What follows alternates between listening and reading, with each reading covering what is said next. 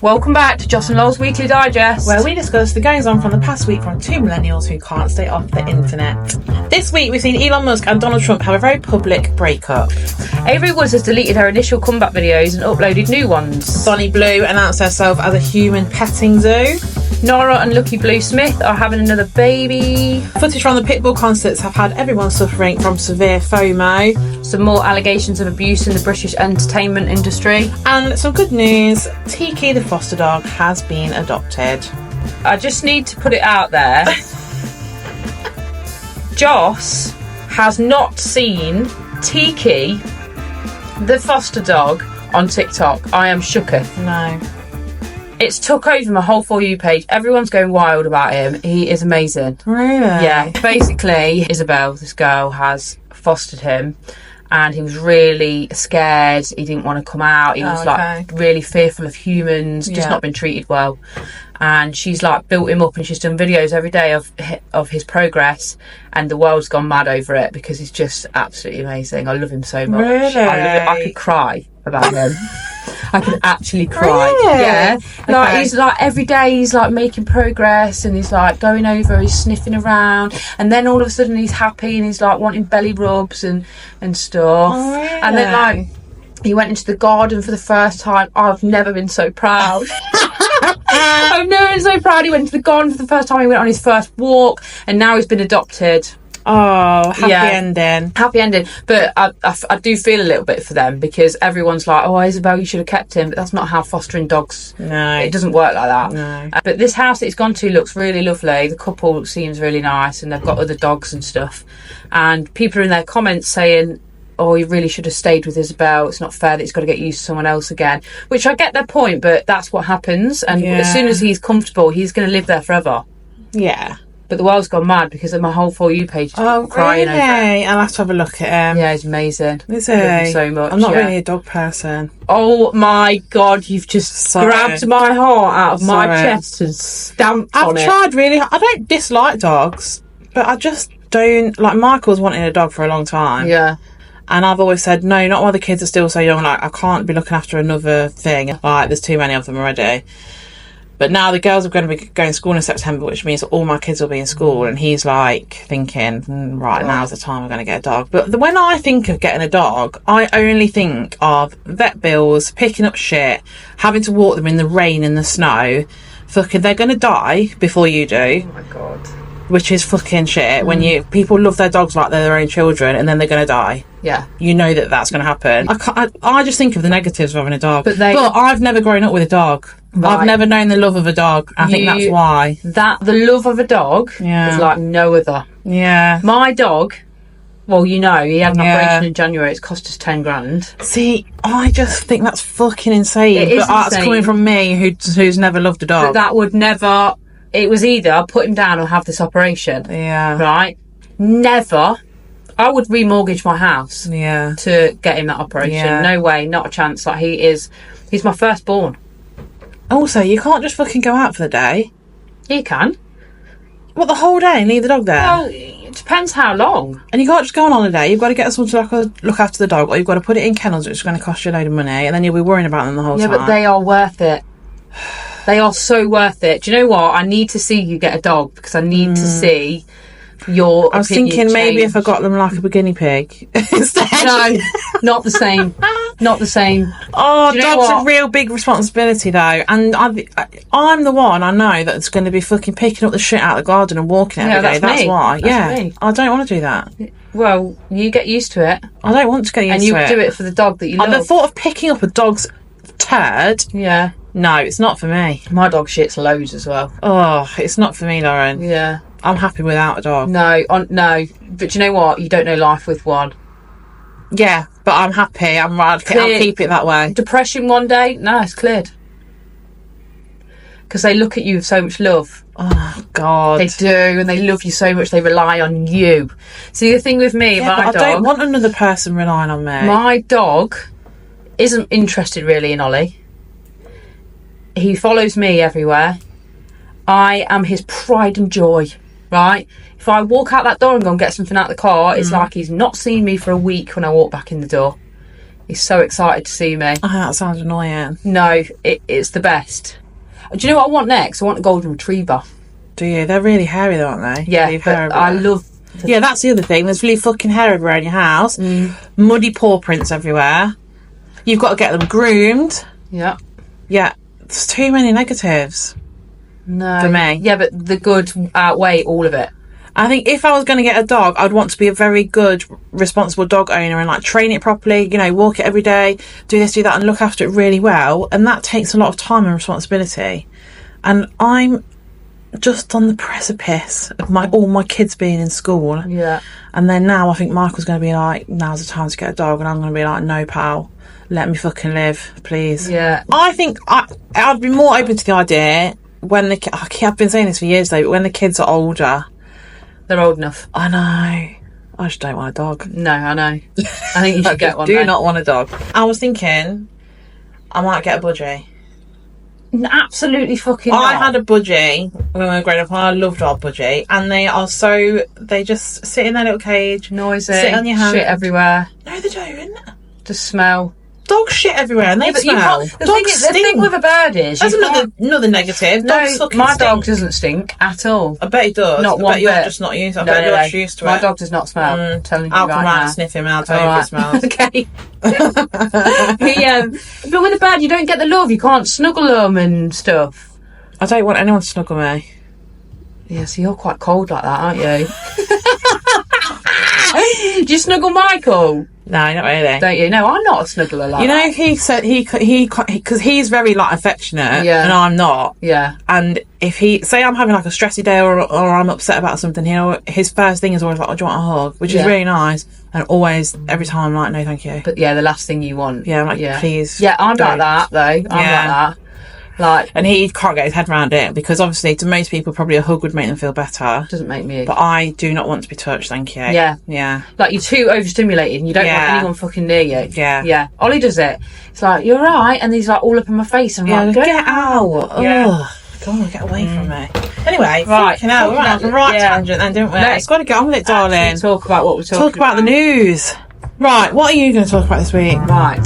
I'm going to talk about the abuse in the entertainment industry. I know nothing about this, so please enlighten me. I've got to tread very carefully around this. Is it like allegations? It's allegations. People who have they been named?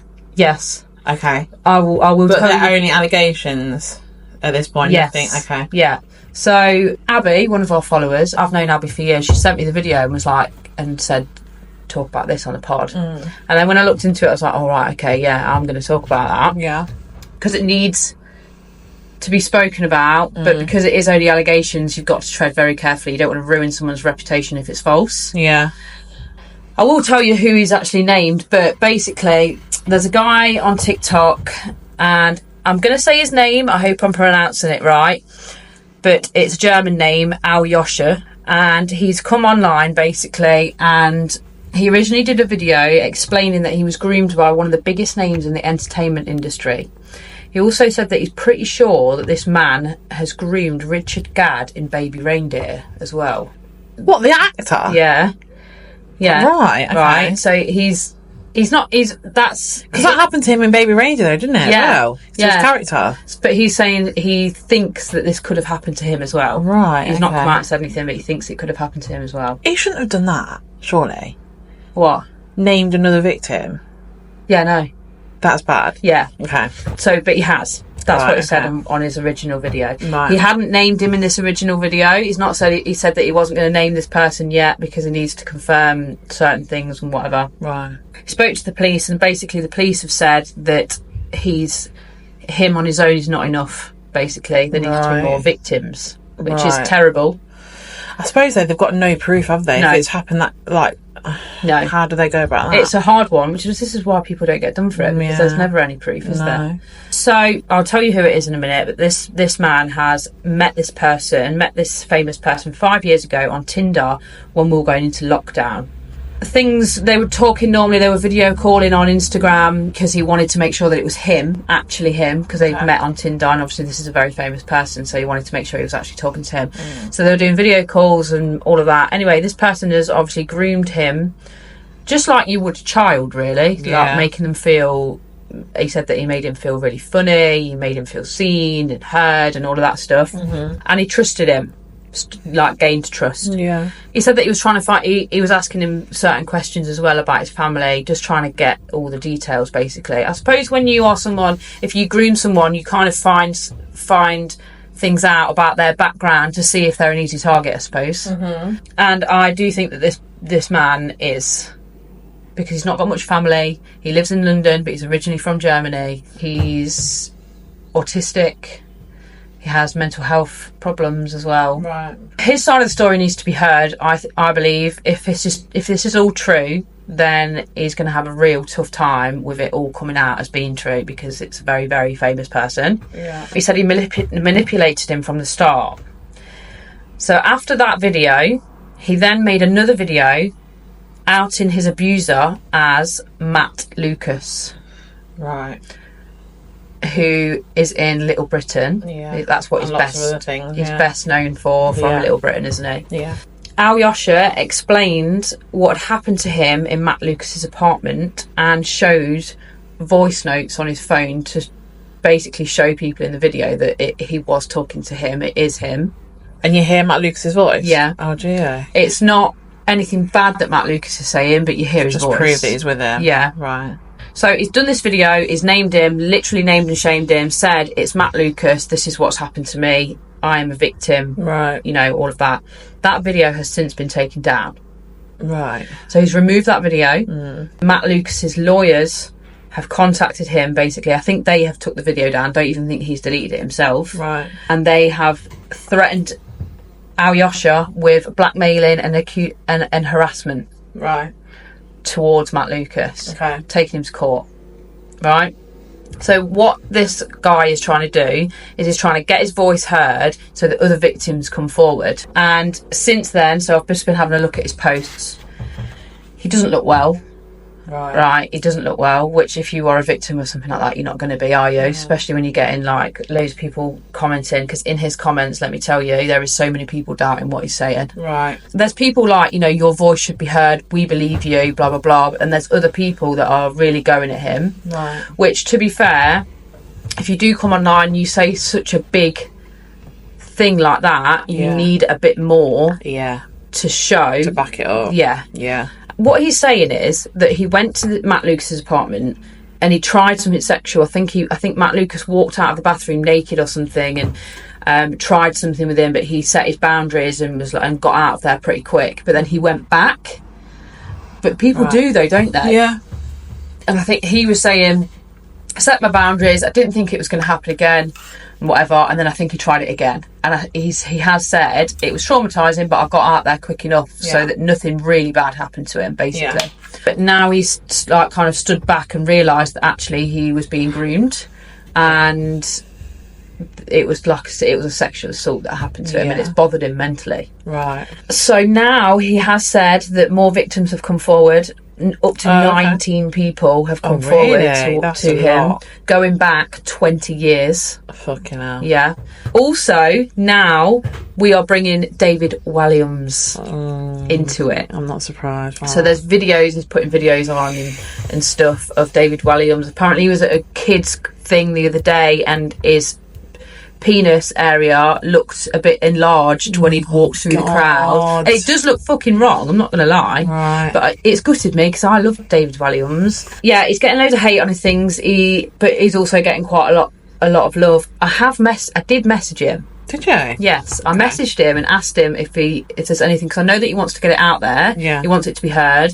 And I asked him if he wanted me to say anything on there. He didn't reply. Okay. He's seen it. Right. But I'm guessing he's obviously got a lot going on anyway. Yeah. But yeah, that's where we're at. It's all allegations. What's going on at the minute is the fact that his lawyers have basically silenced him, and whatever is going on behind the scenes could be absolutely massive. So his objective by coming out is to get more people to come forward so that he can then go to the police and say, look, he can there's make a more. case. Right. Yeah. Okay. Yeah. Okay. But yeah, it's all alleged. There's no proof. Yeah. If it is not true, it is horrific. Yeah. But we have to look at the majority of the time it always is true, isn't it? Yeah. Especially when there's multiple people. Yeah. It's not looking good, is it? No, it's not. This could be... Massive. This could turn into a massive thing, yeah. Since then, Matt Lucas has turned all his comments off of his videos on TikTok. And, yeah, I don't know what they're going to do from here. Obviously, he's got to get a case together with whoever said that something's happened to them. Yeah. It's hard, isn't it? Because you have to go by you're innocent until you're proven guilty. Like, you have to think that, because there's no proof against Matt Lucas, and he could be, completely innocent. Yeah. But also, we know from countless other times that when someone's saying they've been abused by someone, most of the time they have been. Yeah. It's very, very rare that someone falsely accuses someone of, like, rape or any kind of abuse. Yeah. There's a whole thing about, like, girls falsely accusing a man of rape. Like, they always bring that into the conversation when you talk about that. Men are more likely to be raped by another man than they are to be falsely accused of rape by a woman. Oh, really? Yeah, that's how rare it is that someone lies about stuff like that. Yeah. Because you're hardly believed anyway, even when it is true. Yeah. Even when you've got some proof. Yeah. So I suppose it doesn't work in his favour that he's autistic and he's got mental health problems, because, like you said, people are going to use that against him. Yeah. And say that, like, he's a fucking nutter or something. Yeah. Yeah, well, people have said on one of his videos, because he's crying on one of them, people are like, you need help. Yeah. Well, he probably does need help. I think he does, but I think if this has happened to him, it's even coming out as a victim anyway, scary enough, let alone against someone like that. Yeah, who's got loads of fucking money. Yeah. Oh, but I can't. I was going through all of his videos last night and this morning, and I feel for him. I hope he's okay. But yeah, I do hope that other people, if there is other victims, that they come forward about it. Yeah, because otherwise he's not going to get anywhere, is he? No.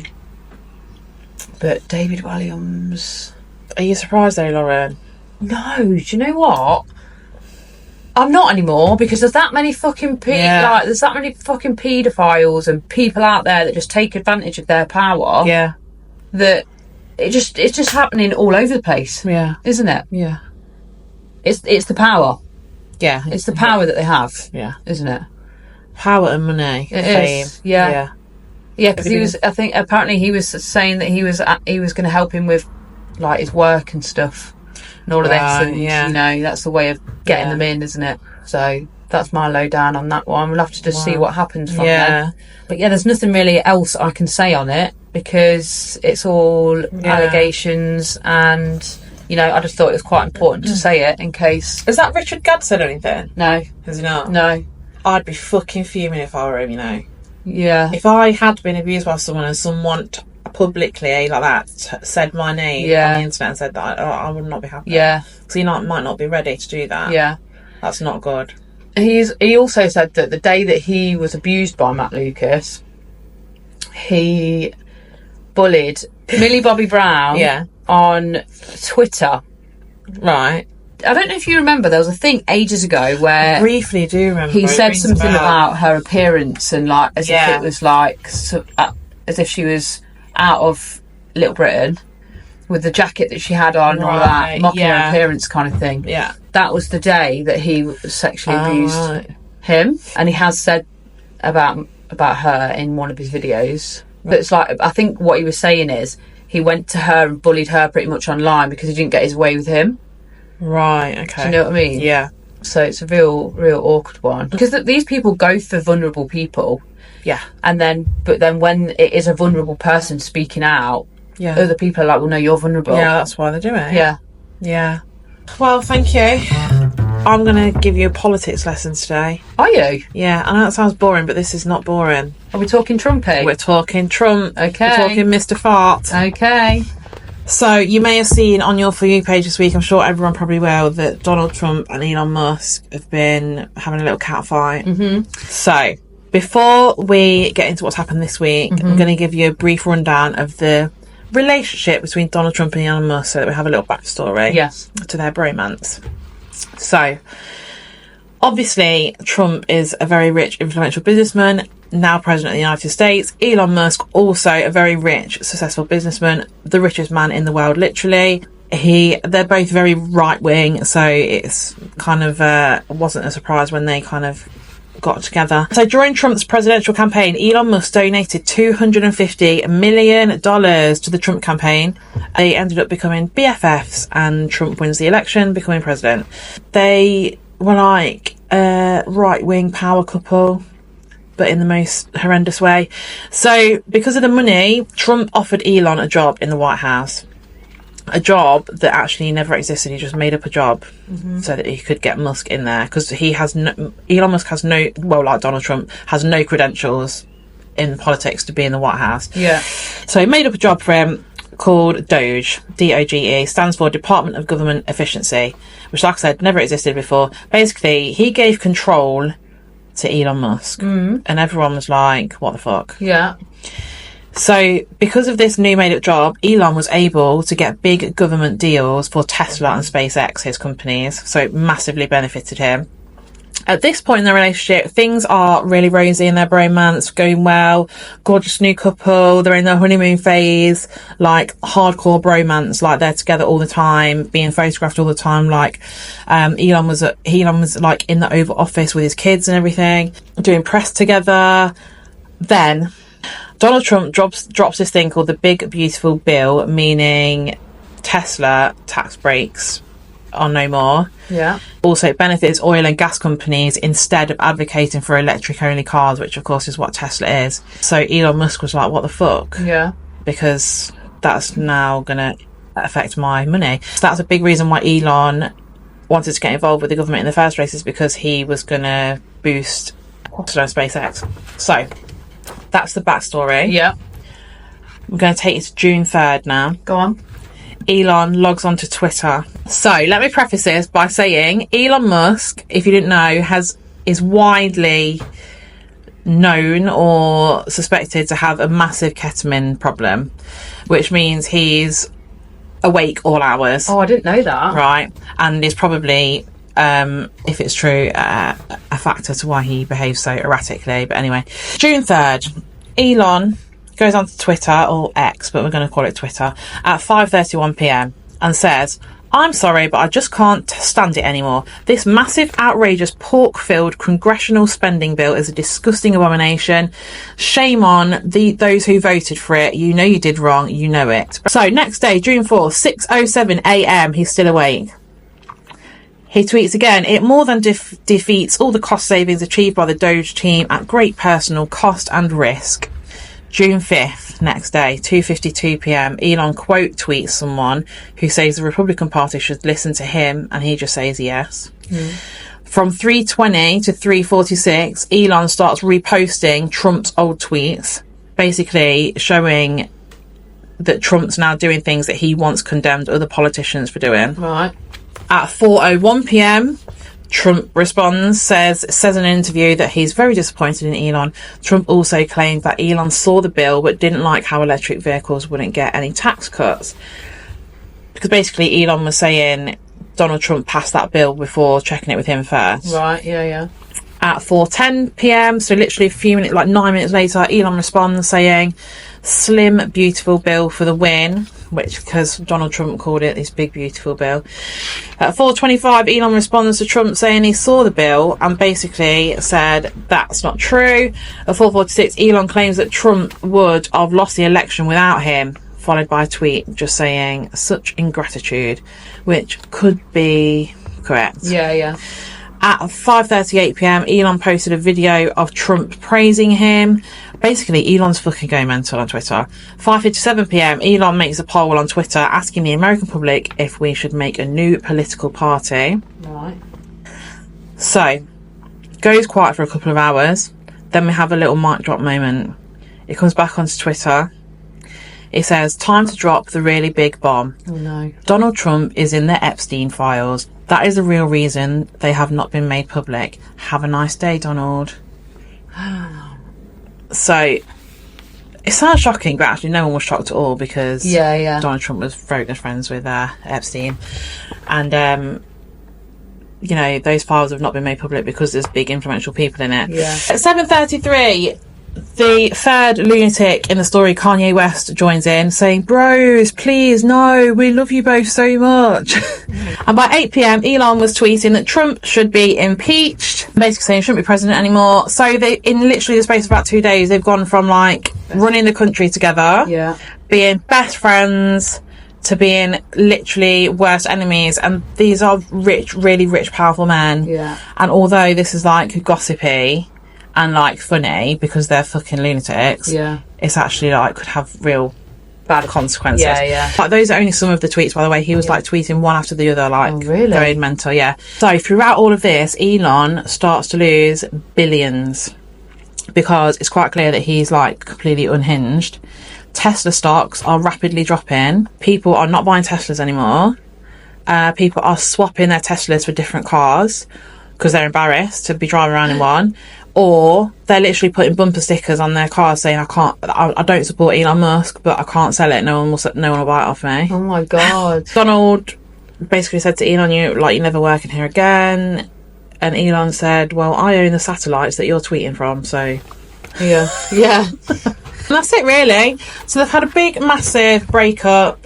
Elon Musk has lost fucking shitloads of money. No one wants to be involved with Tesla anymore. And that was about to get really big. I know it was massive anyway, but it was bringing out other things as well, wasn't it? So they've been catfighting online. I have seen a little bit.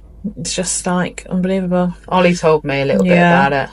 When there's like other things in the world that they probably should be focusing on. To say the least. And it's worrying now he's said that as well about Trump. It's like, well, who's running the country?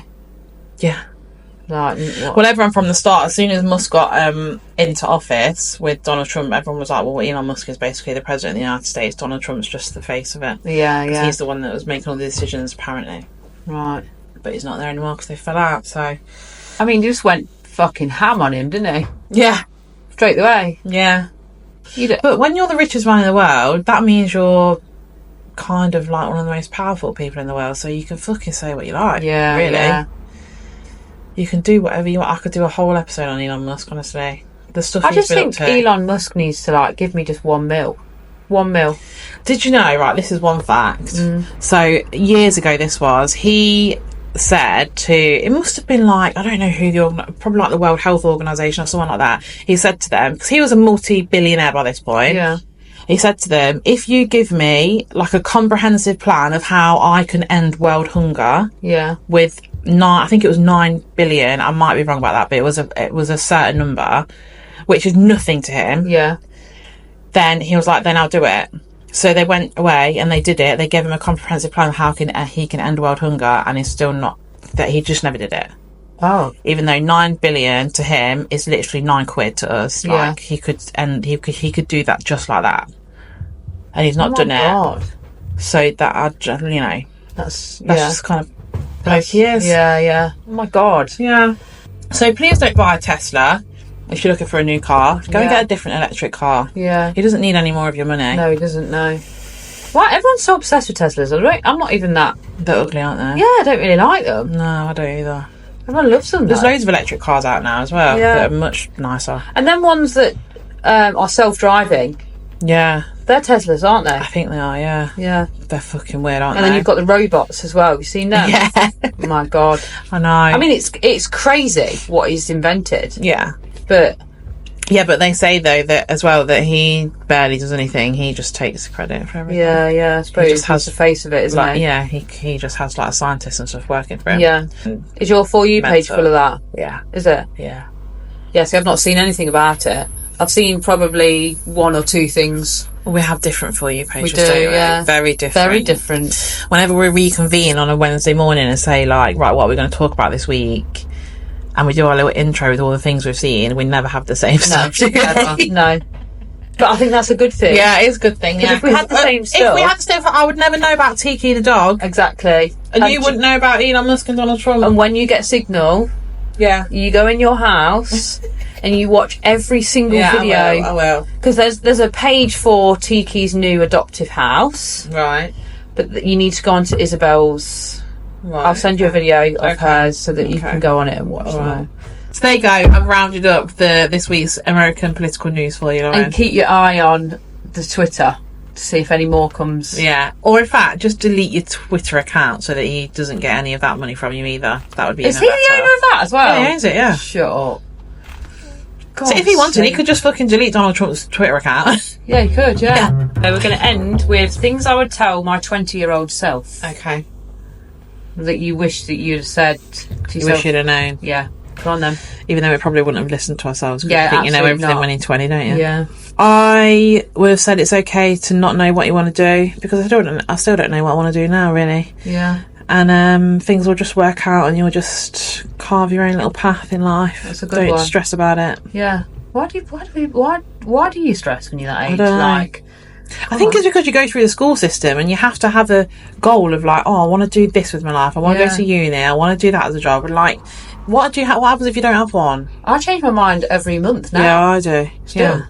Right. So one of mine is your weight does not define you. It's a good one.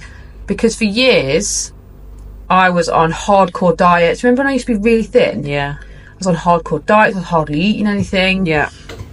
And it ruled my life. Yeah. And now I think I've only realised since having Florence that I don't give a shit. Yeah. Like, don't get me wrong, I want to feel healthy and whatever, so I do obviously run and I do try and eat well sometimes. And if I've had like a week of shit, I'm like, oh my god, I need to like go on a diet or something. But that is purely for my own sake, not for anybody else's. Yeah. And I feel like I've lived my life trying to look like, and I look back at pictures of me being really skinny, and at the time I used to think I had fat on me. Yeah. Fucking hell. Yeah. Absolutely not. I was tiny. Yeah. So yeah, your weight doesn't define you. That's a good one. Thank you. Mine is just always trust your gut instinct. Mm-hmm. It is never wrong. Yeah. I just don't think it's ever been wrong about anything. Yeah, that's a good If something feels off, then something's not right. Yeah. I think you should trust how you feel. Yeah. In any walk of life, whether it's to do with your kids, whether it's to do with your love life, at work, anything. Yeah. I think that rings true for it all. Yeah, definitely. I've put, don't even try and come off sertraline. Very specific to you. I tried to come off it. I went to Ibiza for a few years and I started forgetting to take the tablets because my anxiety was horrific when I was like 20. That's when it kind of started. And then I went on sertraline and then I went to Ibiza and I kept forgetting to take the tablets, so I just thought, I'm fine, come off or whatever, because I was drinking all the time when you're out there, so you don't actually really feel your emotions, you just fucked half the time. Yeah. Anyway, I come home and it hit me in the face about 2 weeks later and I was like, never again, I need these tablets to be human. Yeah. Don't ever come off them again. So if I was going to tell myself anything at that age, it would be, don't even try and come off your crazy pills. I would tell myself to take care of yourself and invest in yourself, especially to me when I was not 20 but I was 24 when I became a mum, and I think I lost myself for a long time and I didn't take care of myself. Right. Like I would just like, I feel like my eldest was really difficult. Mm-hmm. Like I didn't sleep for 3 years. Yeah. I was having a fucking hard time and I was quite young. None of my friends had babies. I was quite like lonely in a lot of ways, and I think I just lost myself for a few years. And it wasn't until I probably had my second when I was like 28, 29 that I've kind of regained myself a little bit. Yeah. And I think I just never made time for myself. That's why I think I'd go back, if I could have my time again, I'd make time for myself. Yeah. It's so easy to fall into that though, isn't it? Yeah, definitely. Like, so easy. I mean, when I had Flo, I was quite adamant because I was so paranoid about not feeling, you know, like you see all these horror stories about postnatal depression and all of that. Yeah. I told myself I was going to get that because I have anxiety anyway, so I told myself that was going to be me after. And I was panicking about it, so I made a point of, I went on walks every day and all that, and I actually think that helped, that saved me doing that. Because I had her in March, so it's going into spring, so it's perfect weather to be able to go for walks. So I think the opposite with me, you know, like, because I've never really suffered with my mental health. I mean, I've had small little bouts of it, but nothing major. It doesn't affect my life in a daily way. But when I had Archie, who's like 11 now, so this was a long time ago, I think I did, looking back now, I think I did have postnatal depression. Yeah. Because I was not on this planet for like 2 years. Yeah. And I think I kept up a really good performance almost. Yeah. And I looked after him, we were fine. But even with him as a baby, like, I didn't feel like he was even my baby for a while. Really, yeah. I looked after him, did everything I needed to do, but I didn't feel like myself. And I think that's probably is postnatal depression. Yeah. And because I'd never suffered from it before, I never even thought that would happen. It was, yeah. God, it's mad, isn't it? Yeah. It is. It's crazy what baby can do to you. The hormones are fucking nuts anyway. Yeah. So, yeah, it can send you in a right spiral. Yeah. I mean, it can either be the best thing ever. Yeah. Or, like, just really smack you in hard. the face. I've seen someone go through postnatal depression. It's awful. Yeah. One of my things is stop caring so much about other people's feelings. Yeah. Don't care about anyone other than yourself. I have spent my years caring about how other people feels. Is that the right word? How other people feel. That's it. How other people feel, and not thought about myself. Like, I will put myself in a situation if I'm making somebody else feel better, but not me. Yeah. Why? Yeah. Why? No. Stop. Yeah. Stop. I agree. And do you know what? I actually, if I think I have upset someone and I've not been great, I will lose sleep over that. Yeah. I would literally lose sleep over it. Yeah. But I'm a little bit more hardcore now. I am very loud-mouthed. I've always been like this. Like, if someone came at me, shouting at me, you bet I'm going to shout at you louder. Yeah. Right? But if I upset someone unintentionally, I don't like it. Yeah. I don't like it. Yeah. If I feel I've upset someone, especially someone that I care about. Yeah. I think this one, I mean, this is not really for me because I did all right in this department, but this is just generally, if I was giving advice to a 20-year-old, I think this is like the key bit of advice, like number one more than anything, is if your goal in life, well, not goal, but like if a goal of yours is to settle down, get married, maybe have children, have a house with someone, build a life with somebody, which for most people that is a goal of theirs. Choose your partner very wisely. That is the most important thing you can do, because if you're going to have children with someone, you're going to marry them, etc., and you think you're going to spend the rest of your life with that person, okay, you might find them attractive and they might make you laugh, which is also very important, but you've got to think about when you've had a baby and you've had a cesarean, you can't wipe your own arse. Are they going to do that for you? Yeah. When your parents pass away, are they going to support you through that? If you've got the flu and can't get out of bed, are they going to just take over the household chores and look after the kids and not give you a hard time about it? Yeah. Those are the things you've got to think about. Yeah. Because I think women take on the brunt of a lot of stuff anyway. Yeah. And I think a lot of men aren't going to do that. Yeah. If you get sick, if you get a breast cancer, and he has to nurse you, is he going to do that for you, or is he going to leave you? Yeah. I think. Yes, that's a very, very good one, actually. It's more than you've got to think past. Oh, he's fucking fit as fuck. Yeah. And okay, he spends a lot of time with the boys, but I really fancy it. Yeah. It's not you. Okay, that's fine, but go and find someone else who's going to treat you the way you should be treated. Yeah. That's my number one piece of advice. Yeah. Money will come and go. Live more than work. Yeah. Because I know obviously you've got to earn money to then live, but when I got back from Ibiza, I think I was about 23, 24, something like that. I worked non-stop. I was at work constantly. Yeah. Hardly ever at home, because my job means you sleep at work as well. I was literally 5 nights out of the week and 5 days out of the week. Yeah. Even more than that sometimes, I was at work. Yeah. I didn't even sleep in my own bed hardly. And I just worked like that for years. Yeah. So now I think about it, I missed them years. Yeah. Because I was literally at work. Yeah. And I can't get them back. Protect your peace. Yeah. If someone said something shitty to you online, block them.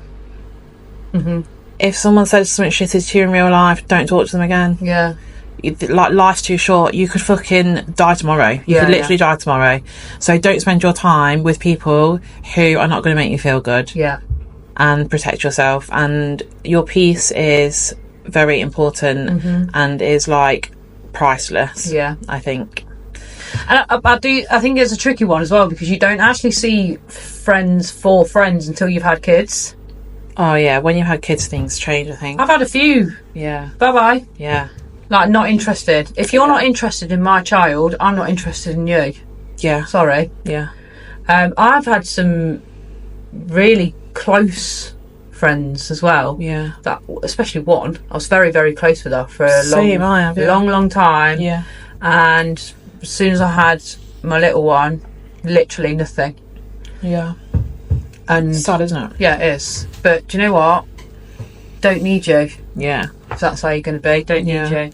My last one is to tell myself, I would probably say this to like my 18-year-old self: don't get them fucking hair extensions. I had hair extensions for years and all my hair fell out because I just went through different hair extensions. Oh God, really? And if I'd have just not done it, my hair would have been fine. But yeah, my hair fell out because I just fucking put loads of hair extensions in all the time. My next one is, let your family influence you, but remember, they have no clue what they're doing either, and they aren't right about everything. So I think I have a good relationship with all my family. I'm quite close to all my family, but I hold a lot of weight in their opinions about things more than anyone else. Yeah. And I've kind of like taught myself over time to not care so much about what they're going to think about what I'm 35 years of age now, and I still care too much, I think, about what my mum and dad are going to say or think about certain things. Not that I'm doing anything wrong, but you know what I mean? Like, I think they're living life for the first time as well, like everyone is. Obviously you're going to care because it's your parents, your family, you love them, but like my grandparents as well, I was always like worried about disappointing them all the time and stuff. I know that's normal, but like, I don't know why I care so much. Do you know what I mean? I don't know whether it's because I'm the eldest. It's not a bad thing. Yeah, it's not a bad thing. But yeah, you should. But that's held me back. Not held me back, but like that's like played on my mind a lot during my. Have you ever massively disappointed them? No. Well, that's why, because me, my brother and my sister have massively disappointed. Yeah, you're all disappointments, for the whole fucking time. Yeah. I'm used to it. I think maybe because in my family, I'm the eldest daughter, I'm the eldest granddaughter, I'm the eldest niece. But I was number one kid for quite a lot of years.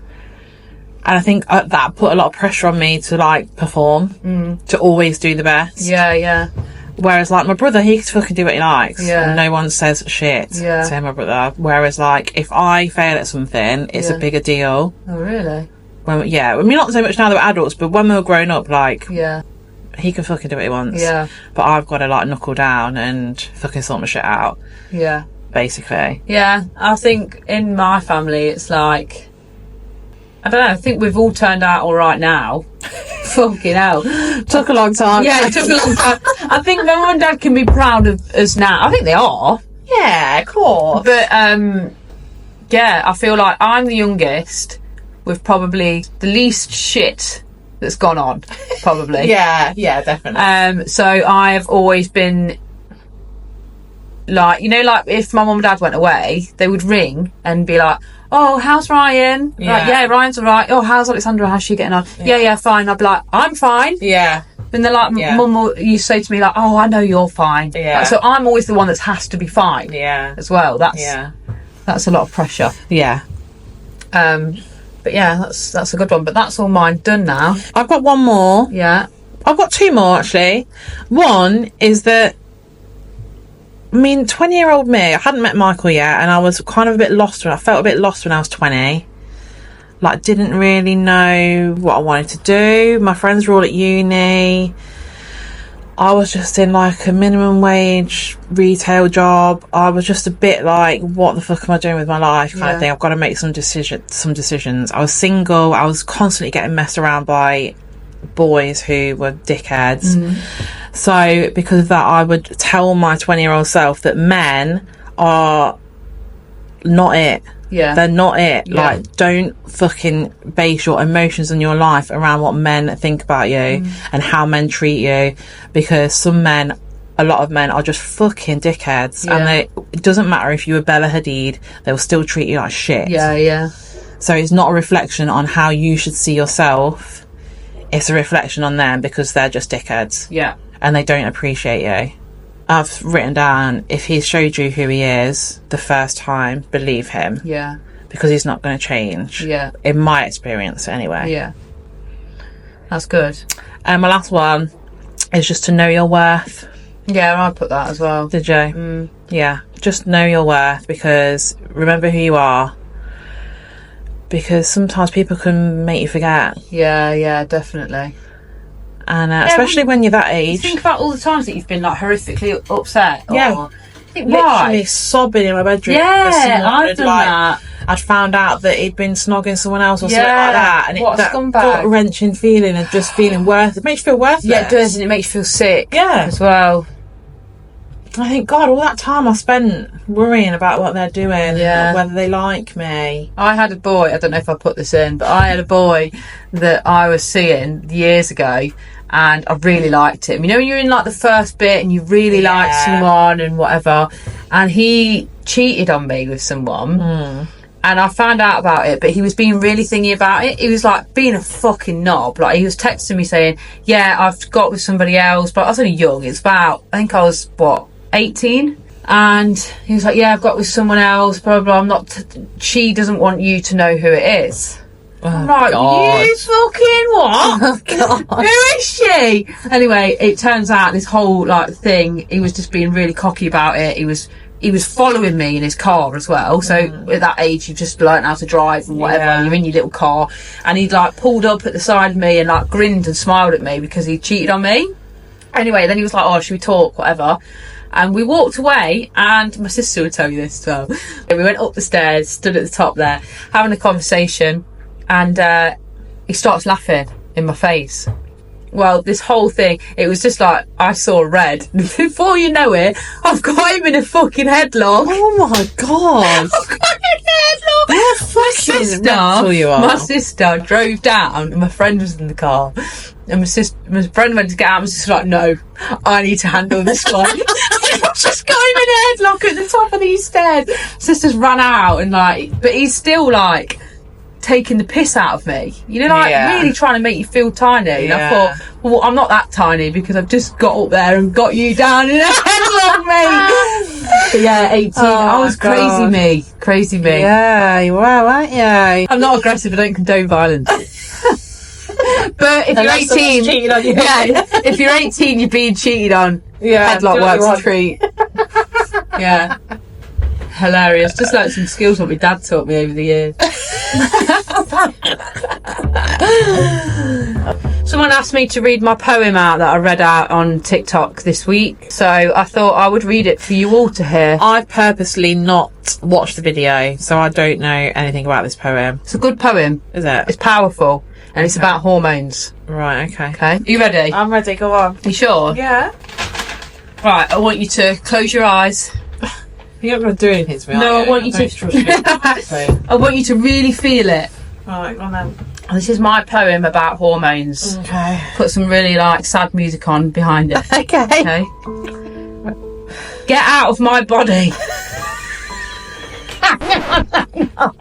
Hang on. I did it so good, no laughing the other day in the car. Get out of my body, son of a bitch. You make me want to go and lie in a ditch. Spots appear, chocolate is near. I turn into a prick, I fear. Why are you even here? My partner is not even allowed to breathe near my ear. You'll pack your bags and you'll get out next week, which I think is actually quite peak. Fuck you, hormones. You make me want to throw scones. So cheers to you, my chemical crew. You bipolar bag of hormonal poo. I didn't ask for this biological mess, but here I am, a walking, raging abscess. Did you like it? I loved it. Did you? Yeah. You're a true talent. I swear to God, I went and sat in my bedroom and writ this down. Writ this down? Are you from Leicester? I'll sat in my bedroom and I'll writ this down. Stop it, you're Oh God. Yeah, so well done. Thank you. I was going to make it longer, but I thought, no, I can't be bothered. Well, I just thought it was powerful enough. It was very you know powerful. What I mean? Yeah. Put some sad music on behind it. Yeah. Tears in the room. Yeah. Not a dry eye in the house. Yeah, and I did it because hormones were bothering me that day. Right. Yeah. Wow. So, do you know what I did think the other day? What? Is that this series, we've not had any singing from you. Oh, Maybe okay. next week we should lure the digestives in to listen next week. All right. For some singing. Okay, I'll do some. I'll write a song then, shall I? Yeah, write a song. Is there anything in particular you would like me to write a song about? Don't know. No, you just you give me a subject and I'll write the song. Okay, parrots. Parrots? Yeah. Okay. Okay. Yeah, I'll write a song about parrots. Okay. Fantastic. Right, is that it? That's it. Another pod done. Yeah. Success. A good time had by all. Yeah. Right, bye then, digestives. Bye, thanks for listening. You for listening. We love you. We love you. We'll see you next week. Bye. Bye.